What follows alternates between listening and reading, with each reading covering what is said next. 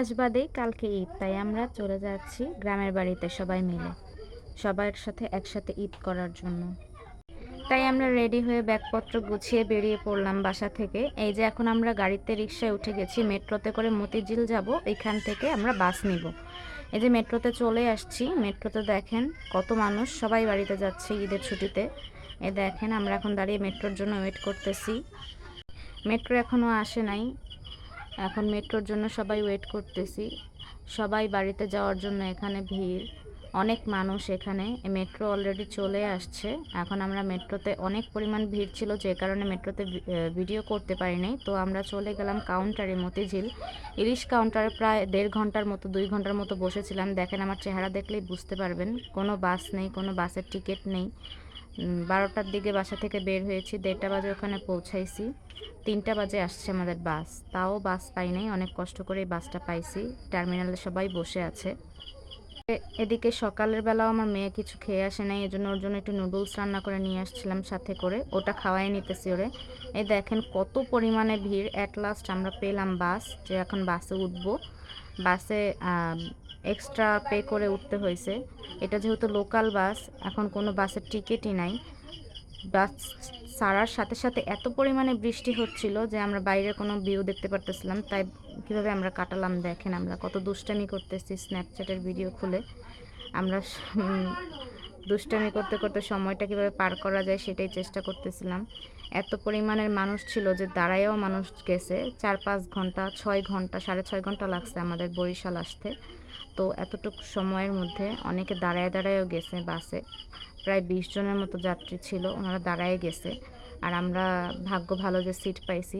প্রাকৃতিক পরিবেশ উপভোগ করতে করতে আমরা এই যে চলে যাচ্ছি।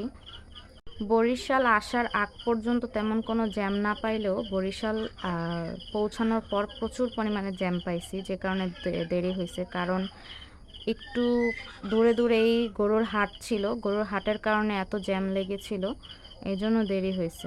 গরুর হাটের কারণে জ্যামটা।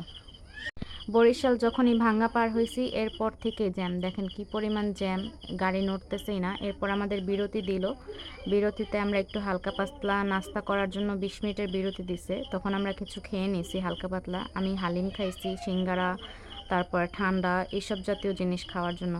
এখানে প্রাইস অনেক বেশি, কিন্তু খাবার তেমন ভালো না। আমাদের বিরতি শেষ, এখন আমরা আবার বাসে চলে আসছি। এই যে দেখেন আবার জ্যামে বসে আছি। জ্যাম কাটতে কাটতেই পুরোটা সময় গেছে আমাদের।